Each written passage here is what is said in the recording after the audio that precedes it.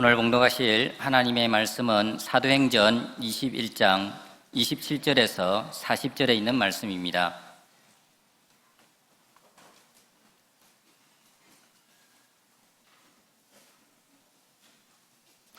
하나님의 말씀입니다.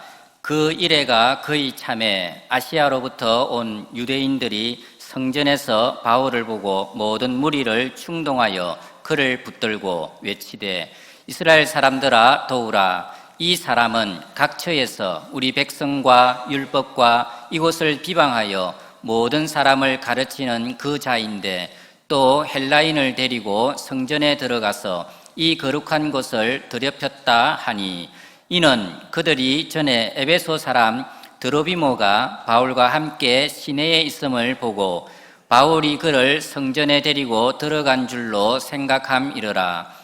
온 성이 소동하여 백성이 달려와 모여 바울을 잡아 성전 밖으로 끌고 나가니 문들이 곧 닫히더라. 그들이 그를 죽이려 할 때에 온 예루살렘이 요란하다는 소문이 군대의 천부장에게 들리매 그가 급히 군인들과 백부장들을 거느리고 달려 내려가니 그들이 천부장과 군인들을 보고 바울 치기를 그치는지라. 이에 천부장이 가까이 가서 바울을 잡아 두세 사슬로 결박하라 명하고 그가 누구이며 그가 무슨 일을 하였느냐 물으니 무리 가운데서 어떤 이는 이런 말로 어떤 이는 저런 말로 소리치거늘 천부장이 소동으로 말미암아 진상을 알 수 없어 그를 영내로 데려가라 명하니라.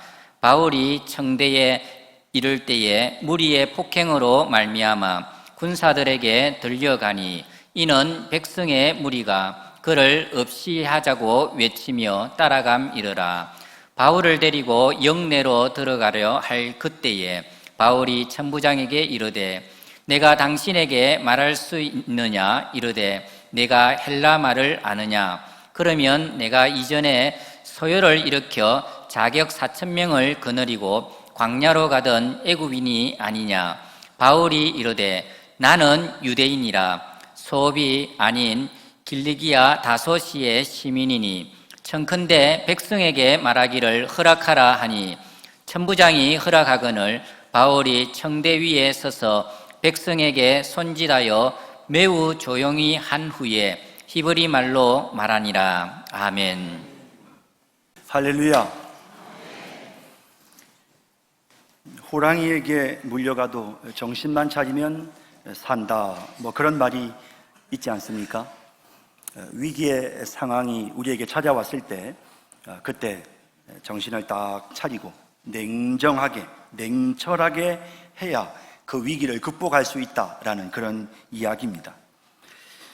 사실 인생에 힘들고 어려운 일은 누구에게나 닥칩니다. 목사인 저에게도 또 우리 성도님 모두에게도 어린아이에게도 전혀 예상치 못했던 갑작스러운 위기가 찾아올 때가 있습니다. 그런데 그런 갑작스러운 어려움이 우리에게 찾아와서 그것으로 인해서 다치기도 하고 또 그것으로 인해서 피해를 입기도 하고 심지어는 목숨을 잃게 되는 그런 경우들도 있을 수 있습니다. 과연 우리에게 어떤 갑작스러운 위기가 찾아왔을 때 우리가 어떻게 이 위기를 잘 극복하고 해결해야 될까? 또 적어도 예수 믿는 하나님의 백성들인 우리는 위기의 상황에서 어떻게 대처해야 될까를 한번 여러분들과 생각해 보기를 원합니다. 오늘 우리가 읽은 본문은 바울이 그야말로 생명을 잃을 위기를 맞이하는 그런 과정을 보여주고 있습니다. 지금 전 세계에 흩어져 있던 유대인들이 절기를 지키기 위해서 예루살렘에 왔다가 바울을 발견하고는 오해를 합니다. 바울은 반율법주의자이고 그리고 바울이 지금 이방인들을 데리고 성전에 들어가서 거룩한 하나님의 성전을 더럽혔다, 이런 생각을 한 유대인들이 폭도로 변해서 지금 바울을 죽이려고 하는 이런 상황이 우리가 읽은 본문의 내용입니다. 사실 바울이 죽음의 위기를 경험한 사건은 성경의 곳곳에 나타나고 있는데요, 적어도 오늘 우리가 읽은 본문은 굉장히 상세합니다. 그 긴급한 상황을 매우 상세하게 기록하고 있습니다. 또 바울이 어떻게 행동했는지도 아주 섬세하게 묘사되어져 있습니다. 27절에서 31절을 보면 바울이 나시긴의 소원을 위해 작정한 7일째가 되었던 날, 그 긴박했던 상황을 이렇게 묘사하고 있습니다. 그 이래가 거의 참에 아시아로부터 온 유대인들이 성전에서 바울을 보고 모든 무리를 충동하여 그를 붙들고 외치되 이스라엘 사람들아 도우라. 이 사람은 각처에서 우리 백성과 율법과 이곳을 비방하여 모든 사람을 가르치는 그 자인데 또 헬라인을 데리고 성전에 들어가서 이 거룩한 곳을 더럽혔다 하니, 이는 그들이 전에 에베소 사람 드로비모가 바울과 함께 시내에 있음을 보고 바울이 그를 성전에 데리고 들어간 줄로 생각함이로라. 온 성이 소동하여 백성이 달려와 모여 바울을 잡아 성전 밖으로 끌고 나가니 문들이 곧 닫히더라. 그들이 그를 죽이려 할 때에, 굉장히 긴박한 당시의 상황이 성경에 묘사되어져 있습니다. 성전 문을 닫았다. 성전 밖으로 끌고 나가니 문들이 곧 닫히더라. 이 표현은 아주 그 당시 상황을 잘 보여주는데, 성전 안에서는 사람의 피를 흘리면 안 됩니다. 그러니까 바울이 만약에 성전 안으로 들어가면 바울을 죽일 수가 없는 겁니다. 그러니까 바울이 성전 안으로 도망가지 못하도록 성전 문부터 먼저 걸어 잠궜습니다. 그리고는 지금 바울을 죽이려고 하는데, 정말 바울은 이제 꼼짝달싹도 할 수 없는 마치 도간에 든 쥐처럼 그런 상황이 되어졌습니다. 이 위기의 상황에서 하나님은 바울을 건져내십니다. 그리고 그 위기의 상황에서 우리는 바울의 모습을 통해 우리 그리스도인들이 어떻게 갑작스러운 위기에 대처해야 하는지를 발견할 수 있습니다. 자, 이제 본문을 살펴보면서 위기가 찾아올 때 우리가 어떻게 해야 하는지를 생각해 보겠습니다. 첫째, 침착해야 합니다. 바울은 절대 흥분하거나 당황하지 않습니다. 사실 상황은 굉장히 충격적인데요. 보세요 한번. 32절에 그가 급히 군인들과 백부장들을 거느리고 달려 내려가니 그들이 천부장과 군인들을 보고 바울 치기를 그치니라. 이 지금 바울이 지금 맞고 있는 겁니다. 바울에게 지금 폭력이 행사되고 있습니다. 바울이 두들겨 맞았을 수도 있고 바울을 향해 사람들이 돌을 던졌을 수도 있습니다. 지금 막 바울이 어쩌면 피투성이가 된 그런 모습일 가능성도 있습니다. 그런데 이런 상황임에도 불구하고 바울은 굉장히 차분하게 이 상황을 대처해 나가고 있습니다. 37절을 보시면요, 바울을 데리고 영내로 들어가려 할 그때에 바울이 천부장에게 이르되 내가 당신에게 말할 수 있느냐 라고 말합니다. 내가 당신에게, 이 관계자에게, 이 책임자에게 내가 잠깐 당신에게 말할 수 있습니까? 라고 합니다.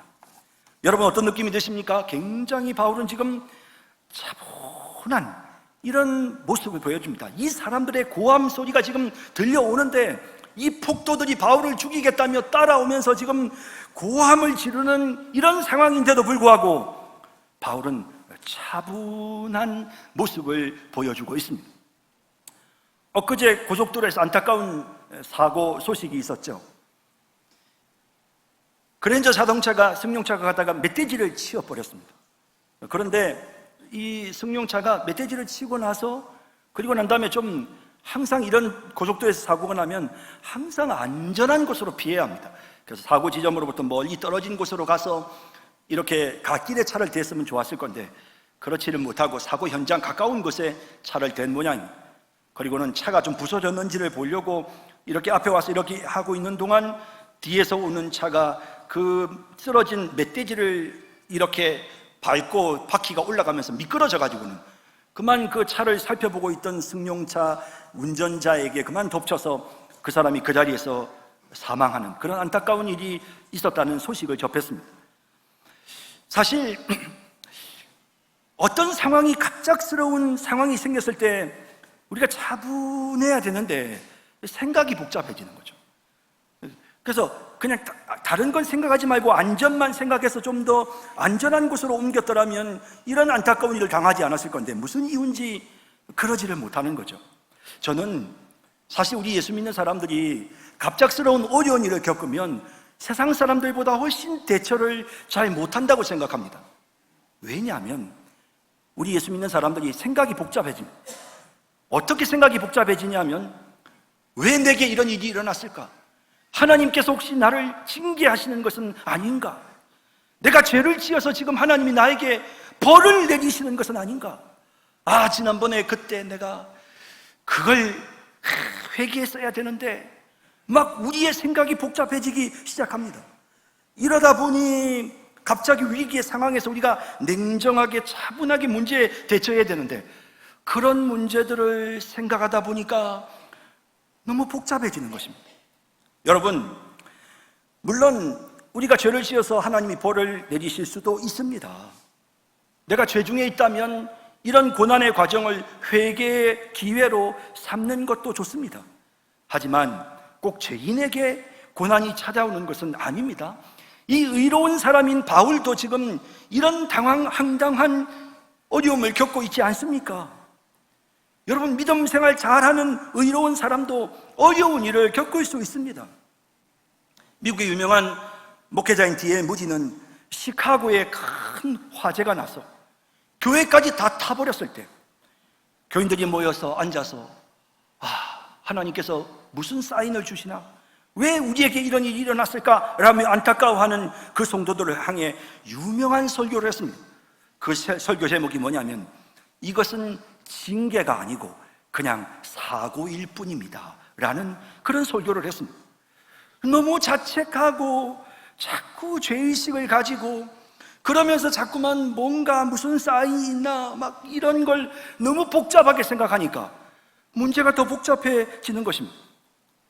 오늘 사회하신 목사님이 지난 금요일 밤 기도회 때 열심히 기도하는데 모기가 엄청나게 와서 물었다고 합니다. 부정적인 사람들은 목사가 기도의 영성이 부족하니 모기 같은 게 달려들지 이렇게 생각할 수 있습니다. 반면에 긍정적인 사람들은 목사님이 기도의 능력이 있으니까 기도를 방해하려고 마귀가 모기를 보낸 거야 이렇게 생각할 수도 있을 것 같습니다. 다 틀린 말입니다. 목사님의 기도의 능력과 전혀 상관없습니다. 그날따라 목사님 몸에서 땀 냄새가 났든지 아니면 앉기를 모기가 있는 자리에 앉아서 목사님에게 모기가 달라든 것입니다. 자꾸 의미를 부여하면서 이 목사님 영성이 있니 없니, 기도의 능력이 없니 이런 거 생각할 필요 없이 그냥 그 다음에 금요일 밤 기도에 올 때는 에프킬라를 옷에 한번 뿌리고 오면 의인이든 악인이든 모기는 다 도망가게 되는 것입니다. 여러분, 전 세계적으로 벼락에 맞아 죽는 사람이 1년에 1000명 정도 되기 때문에 전 세계 인구를 75억으로 나누면 내가 올 한 해 동안 벼락에 맞아 죽을 확률은 75만 분의 1이 됩니다. 그런데 여러분, 교회를 열심히 잘 다니고 예수 잘 믿는 목사인 저도 벼락 맞을 확률은 75만 분의 1이고요. 천벌을 받아 마땅한 인간이 벼락을 맞을 확률도 역시 75만 분의 1입니다. 여러분, 똑같습니다. 어차피 여러분, 하나님은 사람을 심판하실 때 최후의 심판하시기로 작정하셨습니다. 그러므로 우리가 이 땅에 살아가고 있는 동안에는 의인이나 악인이나 똑같은 혜택을 누리고 똑같은 사고를 당합니다. 여러분, 그런데 재밌는 게 있습니다. 미국에서 13년간 번개에 맞아 숨진 사람을 조사해 보니까 모두 648명인데 그 중에 82%가 남자라고 합니다. 남자가 여자보다 벼락에 맞아 죽을 확률이 무려 5배나 더 높았습니다. 왜 그럴까? 남자들이 죄를 많이 지어서, 혹은 남자들이 신앙생활 하는 사람들이 별로 없고 여자들이 신앙생활을 잘하니까 그래서 벼락이 남자들에게 떼기나, 여러 가지 생각을 해볼 수 있을 것입니다. 여러분, 이유는 간단합니다. 여자들은요, 겁이 많아요. 그래서 벼락 치면 절대 밖에 안 나갑니다. 그런데 남자들은 겁이 없습니다. 더군다나 고집이 셉니다. 아내가 절대로 밖에 나가지 말라고 말리는데도 말 안 듣고 밖에 나가다가 벼락 맞아 죽은 것입니다. 조심하지 않으면, 차분하지 않으면, 그러면 예수 잘 믿는 사람이건 예수 잘 안 믿는 사람이건 상관없이 다 어려운 일을 겪는 것입니다. 내가 막 지금 절벽 위로 올라가는데 나는 예수 잘 믿고 기도 생활 열심히 하니까 하나님이 나를 주실 거야. 하나님이 나를 지켜주시니까 나는 고속도로에서 속도를 160km, 170km 밟아도 아무 문제 없어. 하나님 나와 함께 하심을 믿습니다. 이렇게 말하면 이건 어리석은 것입니다. 조심하지 않으면 사고를 당하고 조심하지 않으면 어려움을 겪습니다. 여러분들이 죄를 지어서 어려운 일을 겪는 게 아닙니다. 하나님이 여러분들을 징계해서 지금 여러분들이 힘든 게 아닙니다. 하나님을 너무 여러분 쫀쫀한 하나님으로 만들지 마십시오. 하나님이 그냥 뒤끝이 있으신 그런 하나님을 우리가 만들지 않기를 원합니다. 여러분, 우리는 사고가 생길 때, 갑작스러운 위기가 생길 때 차분해져야 합니다. 그래, 예수 잘 믿는 나도 이런 어려운 일을 겪을 수 있지. 좀 냉철해져야 됩니다. 하나님이 나한테 왜 이런 일을, 하나님 내가 뭘 잘못했습니까? 이게 아니고 냉철하게 그냥 그 위기의 상황에서 차분하게 마음을 가다듬고 그 위기를 잘 극복할 수 있는 그런 우리 모두가 될 수 있기를 바랍니다. 갑작스러운 위기가 찾아왔을 때 두 번째는 공권력의 도움을 받아야 합니다. 공권력이라고 하는 것은 위기의 상황에 처할 때 국민의 안전과 공익을 위해서 국가 권력이나 공공기관들이 국민들을 통제하고 강제하는 그런 힘을 우리가 공권력이라고 합니다. 본문을 보면 바울이 폭도들에 의해 살해당할 위기의 상황에 처했을 때 공권력의 도움을 받습니다. 31절과 32절에 보면 그들이 그를 죽이려 할 때에 온 예루살렘이 요란하다는 소문이 군대의 천부장에게 들림에 그가 급히 군인들과 백부장들을 거느리고 달려 내려가니 그들이 천부장과 군인들을 보고 바울치기를 그치는지라 골든타임에 도착했습니다. 이 지금 치안을 담당하는 이 예루살렘의 치안 담당관인 천부장과 이 군인들이 말이죠, 적절한 시간 안에 바울이 죽기 전에 딱 도착해가지고는, 그리고는 바울을 그 죽음의 위기 가운데서 구해주는 그런 내용이 본문에 나타납니다. 성경은 이런 공권력을 하나님의 도구라고 말씀하고 있습니다. 아니, 어떻게 세상의 권력이 치안을 담당하는 군인들이 하나님의 도구가 될 수 있습니까? 라고 반문하실런지 모르겠지만 하나님은 이 세상에 악한 사람이건 선한 사람이건 모든 세상 사람들에게 공평하게 비를 주시고 햇빛을 비추어 주시고 식물을 주십니다. 지혜를 주십니다.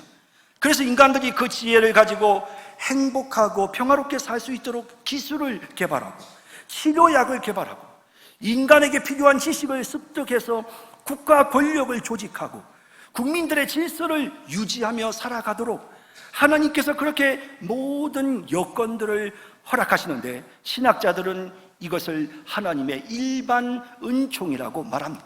모든 사람들이 이 일반 은총을 누립니다. 예수 믿는 사람만 누리는 것이 아니고 믿는 사람이건 믿지 않는 사람이건 우리 모두는 다 이런 일반 은총의 혜택을 누립니다. 하나님은 이 일반 은총을 우리를 위해서 주십니다. 사용하게 하십니다. 로마서 13장 1절에 보면 각 사람은 위에 있는 권세들에게 복종하라. 권세는 하나님으로부터 나지 않음이 없나니 모든 권세는 다 하나님께서 정하신 바라. 4절에 그는 하나님의 사역자가 되어 내게 선을 베푸는 자니라. 그러나 내가 악을 행하거든 두려워하라. 그가 공연히 칼을 가지지 아니하였으니 곧 하나님의 사역자가 되어 악을 행하는 자에게 진노하심을 따라 보응하는 자니라. 또 베드로전서 2장 13절에 인간의 모든 제도를 주를 위하여 순종하되 라고 되어 있습니다. 그리고 디모데전서 2장 1절과 2절에서는 이런 사람들을 위해 기도하랍니다. 그러므로 내가 첫째로 권하노니 모든 사람을 위하여 간구와 기도와 도고와 감사를 하되 임금들과 높은 지위에 있는 모든 사람을 위하여 하라. 이는 우리가 모든 경건과 단정함으로 고요하고 평안한 생활을 하려 함이라 라고 말씀하고 있습니다. 예, 국가 권력이 때로는 사탄의 도구가 될 수도 있습니다. 그래서 우리는 국가를 위해 기도해야 합니다. 바른 권력이 되도록 정말 국민들을 안전하게 지킬 수 있는, 국민의 공익을 세울 수 있는 그런 국가의 권력이 되도록 우리가 하나님 앞에 기도하는 것은 너무나도 필요한 것입니다. 여러분, 이런 공적인 힘은요, 하나님께서 우리에게 베풀어 주시는 선물입니다. 믿지 않는 세상 사람들도 이런 하나님의 은혜를 입지만 우리도 역시 마찬가지로 하나님 앞에 이런 은혜를 입게 되는 것입니다. 의술이 발달하고 심리학이 발달하고 과학이 발달하고 기술이 발달해서 우리가 얼마나 많은 혜택을 누리고 있습니까? 이 혜택은 하나님께로부터 우리에게 주시는 하나님의 은혜인 것입니다. 그러므로 우리는 감사하며 이것을 누려야 하는 것입니다. 사실 맥주감사절은 우리 한국 교회에만 있는 전통입니다. 선교사들은 맥주감사주의를 지키라고 한국 교회 성도들에게 가르치지 않았습니다. 왜냐하면 자기들도 맥주감사주의를 지키지는 않았거든요. 그래서 온 세계에 있는 모든 교회들이 한 번의 추수절기만 지킵니다. 그런데 우리나라는 맥주감사주일이 있습니다. 그러면 한국교회 목사님들이 모여서 총회에서 그러면 맥주감사주일을 지키기로 결의를 했는가? 한국교회 역사에는 이런 결의를 했다는 기록이 없습니다. 그럼 어떻게 해서 이 맥주감사주일, 더군다나 이 보리를 추수한 것을 감사하는 이런 절기가 생기게 됐을까? 더군다나 지금 우리는 현재 농사도 잘 안 지을 뿐만 아니라 더군다나 보리 추수는, 보리 농사는 짓지도 않는데 이런 우리가 맥주감사주의를 지켜야 하나?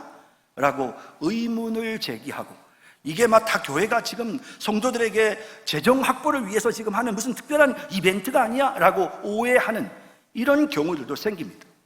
그러나 여러분, 이 맥주감사절이 생긴 유래를 우리가 알면, 그러면 정말 하나님 앞에 감사하지 않을 수가 없습니다. 우리나라는 가난하고 힘들었던 시절이 있었습니다.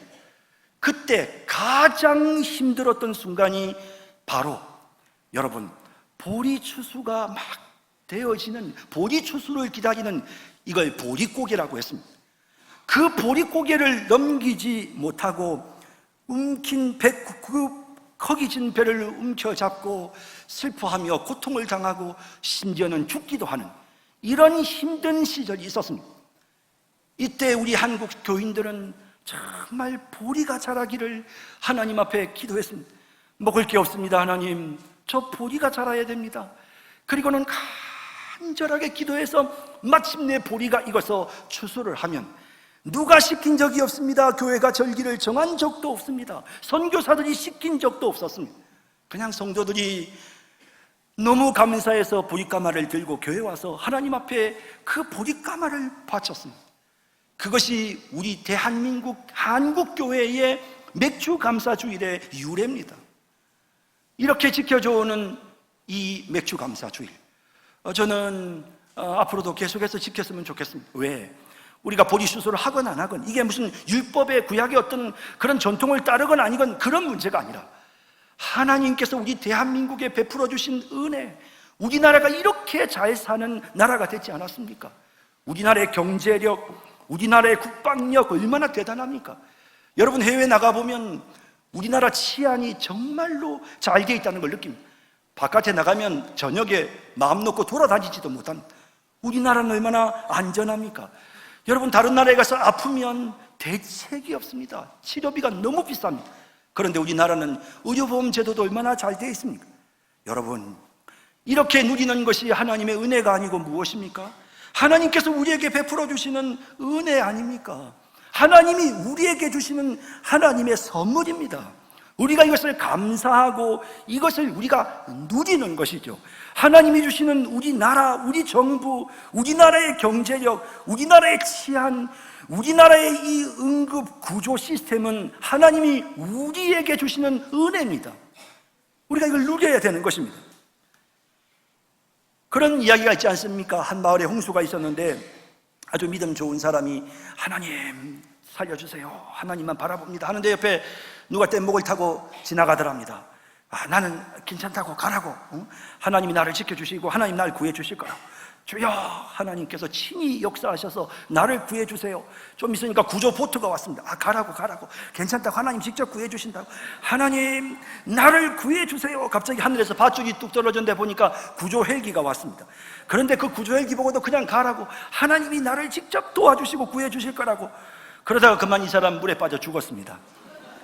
그리고 난 다음에 하나님 앞에 가서 원망을 하니까 하나님이, 얘야, 네가 기도하기에 내가 너에게 뗏목도 보내주고 보트도 보내주고 헬기도 보내줬는데 네가 끝까지 내가 또 구조해 주려고 해도 네가 끝까지 거부를 하더구만 이라고 그렇게 대답했다는 막 그런 우스갯 이야기가 있습니다. 여러분, 하나님이 도와주시는 게 무슨 특별한 방법으로 역사하시는 것입니까? 하나님은 그냥 정말 우리 주변에 우리에게 주신 이 모든 것들을 통해서 하나님이 우리를 도우시는 것입니다. 여러분, 좋은 약이 있습니까? 그렇죠. 약이 어디로부터 왔습니까? 하나님이 주신 이 자연으로부터 축출한, 하나님이 주신 지혜로 말미암아 연구하여 개발한 약이지 않습니까? 하나님은 그런 것들을 통해서 우리에게 자비를 베풀어 주시는 것입니다.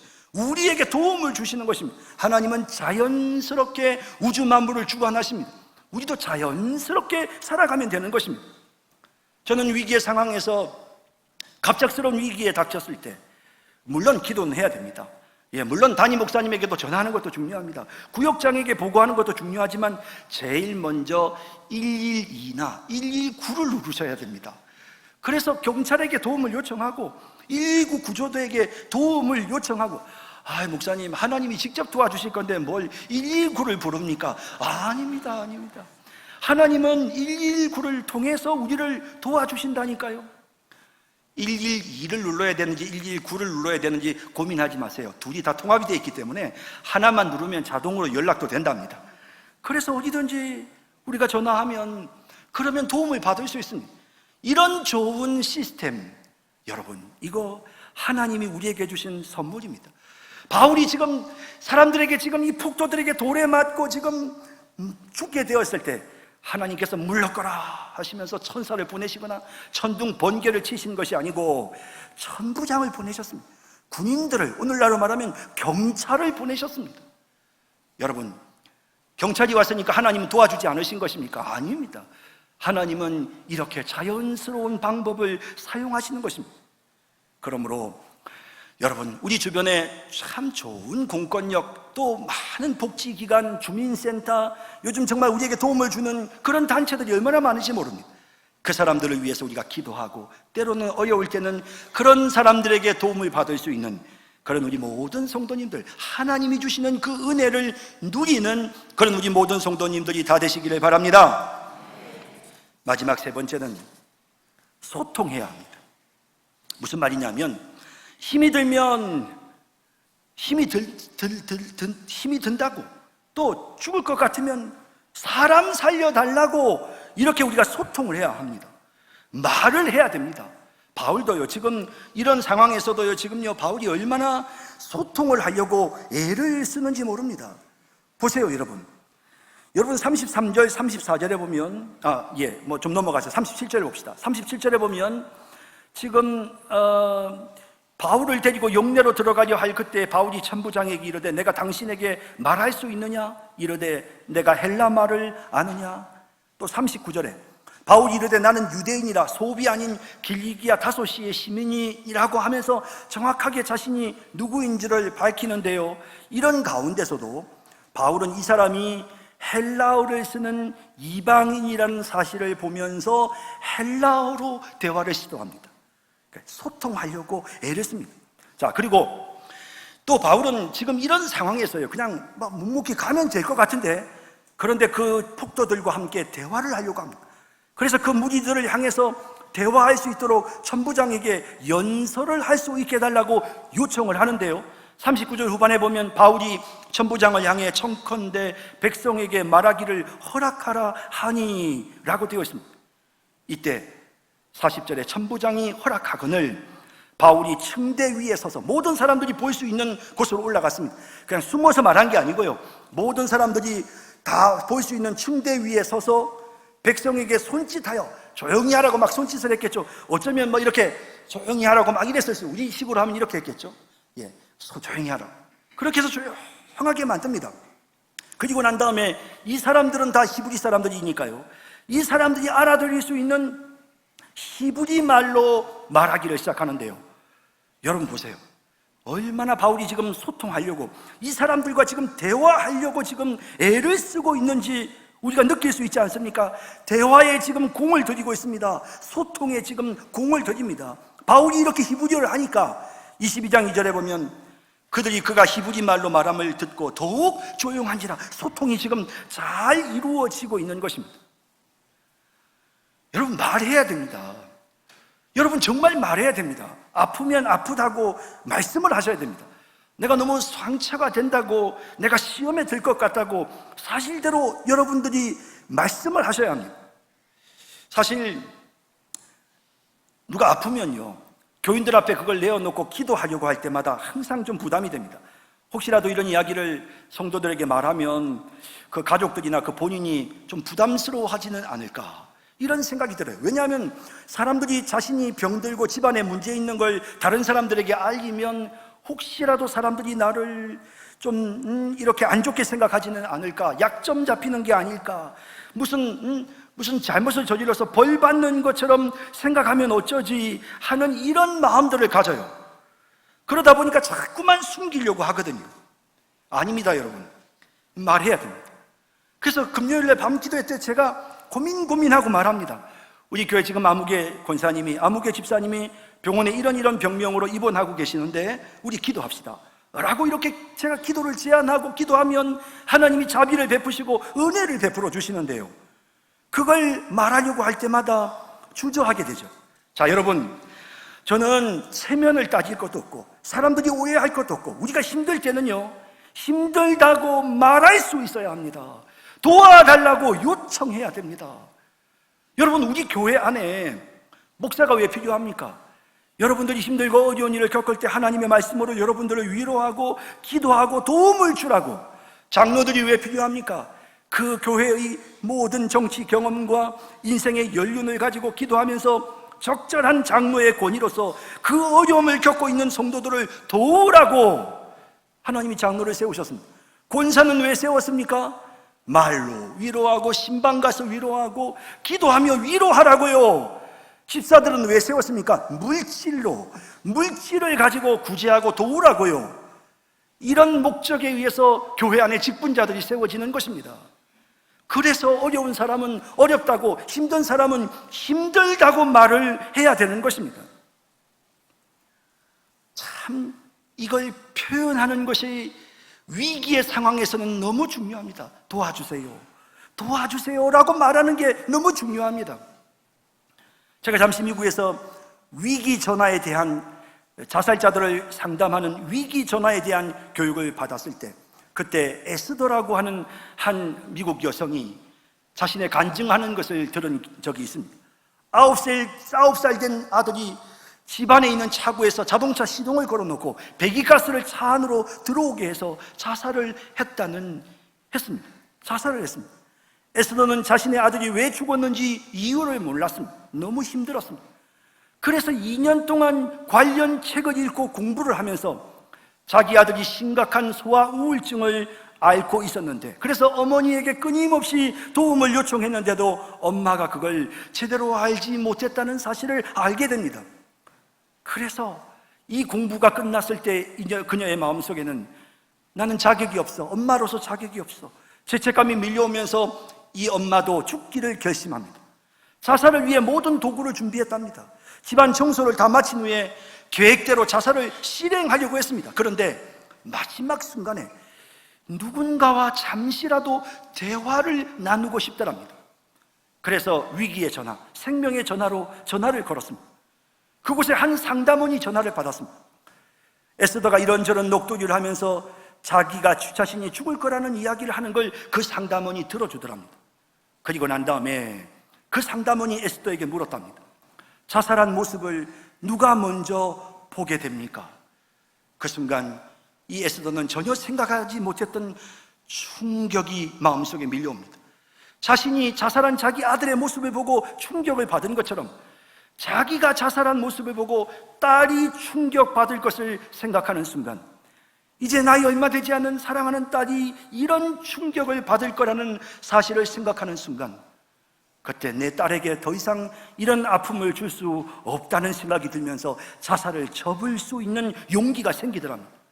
그래서 그때부터 이 에스더는 이제 자살하려고 하는 사람들이나 가족을 잃고 힘들어하는 그런 사람들을 위로하고 상담하는 그런 일로 평생을 지금 바치면서 일하고 있다고, 그렇게 그분이 간증하는 내용을 제가 들은 적이 있습니다.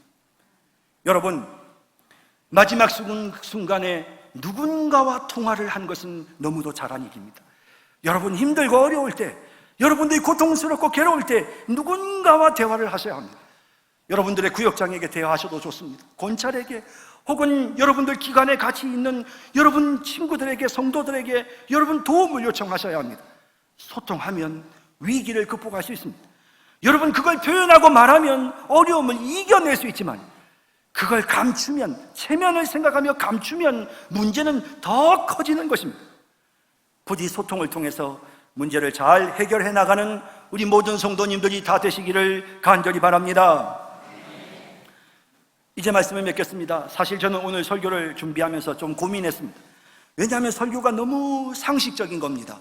위기가 찾아왔을 때 차분합시다, 119에 전화합시다, 위기가 찾아왔을 때 다른 사람들에게 살려달라고 소통해야 됩니다, 이런 이야기를 하는 제가, 야, 이거 설교가 맞아?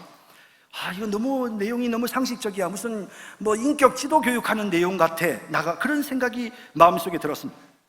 하지만 저는 여러분들에게 분명히 말씀드리고 싶습니다. 이 내용이 상식적입니까?